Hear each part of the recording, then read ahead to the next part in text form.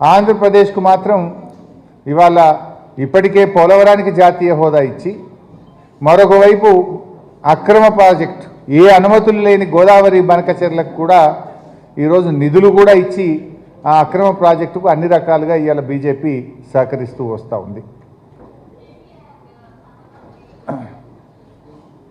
అంటే ఈ ప్రభుత్వం ముఖ్యంగా రేవంత్ రెడ్డి ప్రభుత్వం ఇరిగేషన్ మీద అసలే శ్రద్ధ లేదు. ఇరిటేషన్, ప్రతిపక్షాలను ఇరిటేట్ చేసే ఉద్దేశమే తప్ప ఇరిగేషన్ మీద శ్రద్ధ లేదు.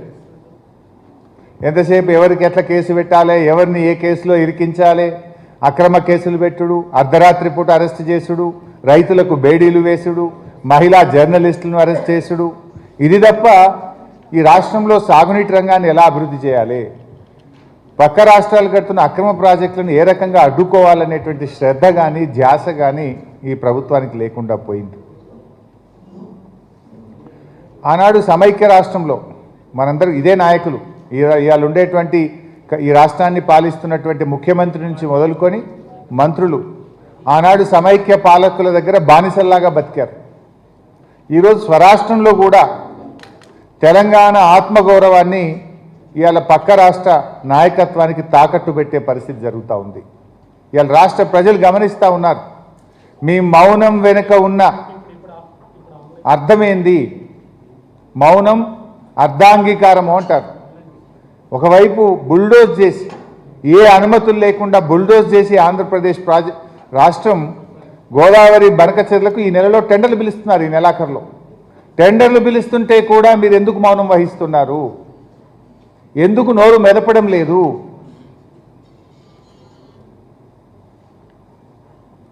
ఇలా కృష్ణా నీళ్లు తాత్కాలిక ఒప్పందం ప్రకారంగా 66-34 కృష్ణా నీళ్లు అక్రమంగా తాత్కాలిక ఒప్పందానికి మించి తీసుకుపోతుంటే కూడా కిమ్మనరు కమ్మనరు, సపోర్ట్ చేయరు. రేవంత్ రెడ్డి మాట్లాడాడు, నా ఉత్తమ్ కుమార్ రెడ్డి మాట్లాడాడు. గోదావరి నది పైన బీజేపీ, ఇటు ఆంధ్రప్రదేశ్ రెండు ప్రభుత్వాలు కలిసి ఇంత పెద్ద కుట్ర చేసి గోదావరి నదీ జలాల్లో కూడా తెలంగాణకు ద్రోహం తలపెడితే దాని మీద కూడా రేవంత్ రెడ్డి ప్రభుత్వం స్పందించినటువంటి పరిస్థితి లేదు. అంటే ఇలా నిధులు వాళ్ళకే, నదులు వాళ్ళకే. ఇలా ఢిల్లీ తీరు ఎట్లుందంటే నిధులు ఆంధ్రప్రదేశ్కే. మనం చూసిన మన బడ్జెట్ పెడితే రెండు బడ్జెట్లో కూడా ఆంధ్రప్రదేశ్కేమో నిధుల వరద, తెలంగాణకు గుండు సున్నా. నిధులు ఆంధ్రాకే, నదులు ఆంధ్రాకే, తెలంగాణకు గుండు సున్నా. ఇది ఇవాళ ఢిల్లీ పాలకుల వైఖరి. ఈ రాష్ట్రంలో ఉన్న 8 మంది బీజేపీ ఎంపీలు కానీ 8 మంది కాంగ్రెస్ ఎంపీలు తెలంగాణకు నిధుల్లో, నదుల్లో అన్యాయం జరిగినా కూడా నోరు విప్పనటువంటి పరిస్థితి మనం చూస్తూ ఉన్నాం. ముఖ్యంగా 2 కేంద్ర మంత్రులు ఉంటారు. ఈ మన రాష్ట్రం నుంచి ఉన్న 2 కేంద్ర మంత్రులు ప్రపంచమంతా మాట్లాడతారు. ఏడేడ చీమ చిటుకుమన్నా బయట యుద్ధం జరిగినా మాట్లాడతారు.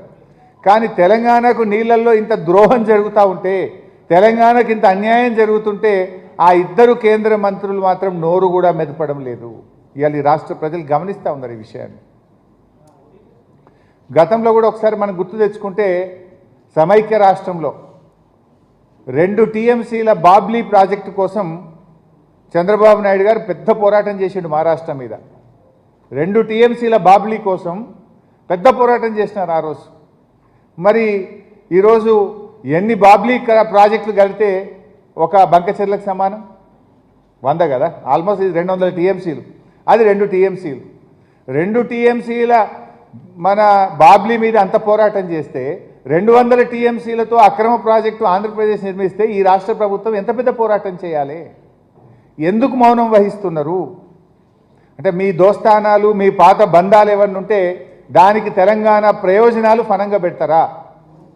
తెలంగాణ భవిష్యత్తును మీరు ప్రశ్నార్థకం చేసే హక్కు మీకు ఎక్కడిది అని నేను అడుగుతా ఉన్నా. అందుకే నేను ఒకటే కోరుతా ఉన్నా.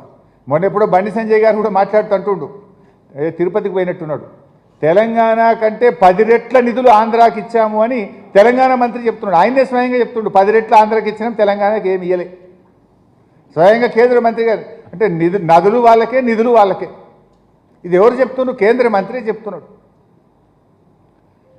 సో మేమనేది ఒక్కటే, నేను I will go to PPT, political speech ఎక్కువ బోండి, కానీ ఫైనల్గా ఈ ప్రభుత్వానికి మా అప్పీల్ ఒక్కటే. ఇప్పటికైనా కళ్ళు తెరవండి. ఇంకా నష్టం జరగకముందే గోదావరి బనకచెర్ల ప్రాజెక్టును అడ్డుకోండి. బీఆర్ఎస్ పార్టీ మాకు రాజకీయాల కంటే రాష్ట్రం ముఖ్యం, రాష్ట్ర ప్రజలు ముఖ్యం. కేసీఆర్ గారి నాయకత్వంలో ప్రాణత్యాగానికి సిద్ధపడి కేసీఆర్